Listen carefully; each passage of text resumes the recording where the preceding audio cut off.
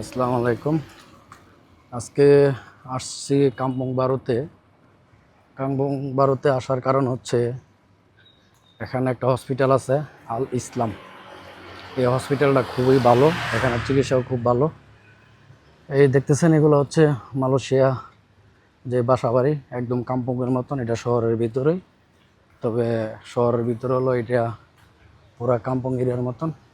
আর এই হচ্ছে হসপিটালে যাওয়ার কারণ হচ্ছে আমার বসের মেয়ে খেলতে গিয়ে হাত ভেঙে ফেলেছে। তো ওর নিয়ে আসা হয়েছে হসপিটালে। তো ওই কারণে এখানে মূলত আসা। তো আপনারা যারা প্রবাসে থাকেন, মালয়েশিয়া কোলালামপুর আশেপাশে থাকেন, যাদের অনেক সময় অ্যাক্সিডেন্ট হয়ে যায়, আল্লাহ না করুক, সবাই সুস্থ রাখুক, সবাই ভালো রাখুক, এই দোয়া করি। তারপরও যারা হঠাৎ কোনো একটা অ্যাক্সিডেন্ট বা কোনো একটা সমস্যায় পড়েন, তাহলে আপনারা এই আল ইসলাম হসপিটালে আসতে পারেন। এটা হচ্ছে কাম্বং বারো যে মসজিদ আছে, এই যে হচ্ছে বড় মসজিদ, এই মসজিদের সামনে হচ্ছে এই আল ইসলাম হসপিটাল। এটা হচ্ছে আল ইসলাম হসপিটাল।